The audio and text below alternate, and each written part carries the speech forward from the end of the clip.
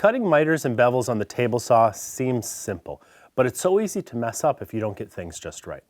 For example, your fence has to be perfectly parallel to the blade. If it deflects away just a little bit, you'll have gaps in your joints. Your blade also has to be tilted at a precise 45-degree angle. If it's off even a half a degree, gaps in your joints. And you have to be nearly flawless when you feed the wood through the cut. If the wood drifts away from your fence even a little bit, gaps in your joints.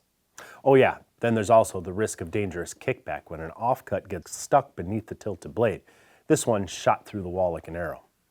But there's a better way. I learned this technique years ago, and I pull it out whenever I need really precise bevels or miters. It bypasses the table saw entirely and instead uses a router and a simple 45-degree chamfer bit. Think about it. You can't set this bit to the wrong angle. It's always going to be exactly 45 degrees. You don't have to worry about a fence being parallel because a router bit cuts along a single point. And it's easier to control your feed with a router table because you can utilize more feather boards than you can with a table saw. These advantages can eliminate all those common errors and lead to straighter, more consistent bevels both on the edge and the end of a workpiece. Let me show you how to do it. To begin with, the 45-degree chamfer bit you likely have in your collection probably won't work with 3/4 inch stock. That bit's designed for adding slight chamfers to ease the edge of workpieces, not to cut a complete edge. The cutting length of those are only about 7/16 of an inch, so unless your boards are thinner than that, you'll need a larger bit.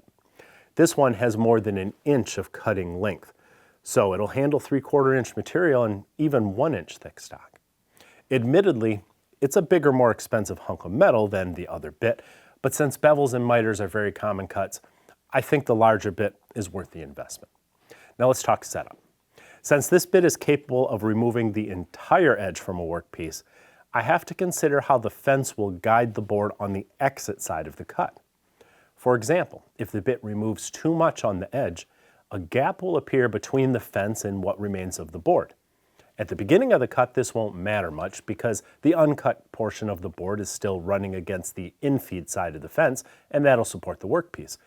But eventually, you'll reach a tipping point where a shift will occur to close that gap on the outfeed side, opening a gap on the infeed side. This shift can leave a mark in your beveled edge and give you snipe as the bit exits the cut. There's two solutions to this problem. The first is to set the bit height so the bottom corner is just below the surface of the table. Then set the fence so the bit will cut almost but not entirely to the top of the workpiece. This will leave a flat portion at the top of the bevel which can ride against the fence and support the cut. Of course, that's not the crisp knife-like edge we're looking for, so you'll then move the fence back a tiny bit more and make another cut. The goal is to incrementally reduce that flat edge to just a hair's width without removing it entirely. It might take a couple extra test cuts, but once you get it dialed in, you can lock your fence down and cut all your work pieces without fussing with it anymore. The second method is less fussy, but it's perhaps most practical on shorter work pieces. It involves using some double-sided tape to attach a scrap piece to the top of your project part. This guide board will run against the fence so you can remove the entire edge of the workpiece beneath with a single pass.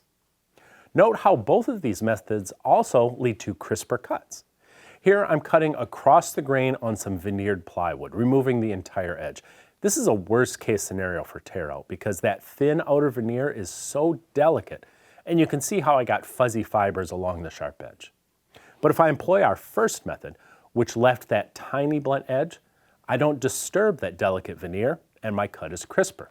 That blunt edge won't be noticeable after you sand your assembled joint anyway. On the other hand, if I employ our second method by applying a guide strip above the workpiece, it will help support those delicate fibers even if I do cut away the entire edge. This type of tear out is mostly an issue when cutting across the grain of veneered plywood. You might not have to be so careful if you're cutting solid wood, but keep these tips in mind just in case. Also, note how the feather boards on my fence hold the workpiece down on the table while my hands push it toward the fence and through the cut. You could add feather boards along the fence as well if your workpieces are narrow enough.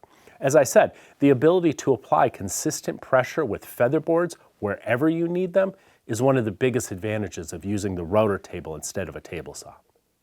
Cutting bevels on the end of a narrow workpiece presents the additional challenge of keeping the piece perpendicular to the fence as you cut. One of the simplest ways to do this is with a pusher made from a wider piece of wood. The pusher has the added function of supporting the fibers on the trailing edge so the router bit won't leave splinters as it exits the cut. This is a far greater concern when cutting a board's end across the grain than it is when you're routing on the edge along the grain. You have to take care to hold your workpiece firmly against the pusher so it doesn't slip toward the bit as you cut. This is especially true if the piece is smaller than the opening in your fence. You might even glue a strip of sandpaper to the edge of the pusher to grip the edge of your board better.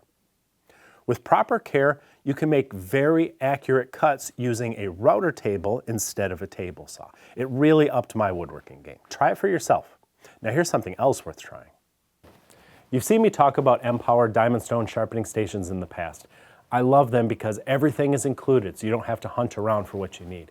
They're high quality and from a small business, and they come in 3 different versions.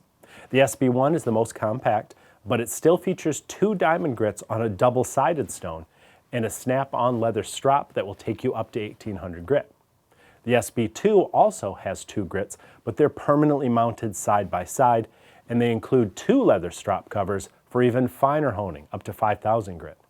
And the SB3 has 3 diamond grits and 3 straps for honing all the way up to 8000 grit. Keep in mind that all of these are customizable. You pick the diamond grits you want in whatever combination that best suits you. And the best part is, everything, the bases, the stones, the straps, even your honing compound and other items all go together in a heavy-duty carrying case so you can put it away or take it outside the shop, and you will always have it ready to go. While the large SB3 is my personal favorite, I honestly think the smaller SB1 or even the medium-sized SB2 will get the job done just fine. It's all about customization. You pick the grits, the size, and the price. And finally, you get the lifetime sharpening system that you've been needing for a long time. Check them out at the links below the video.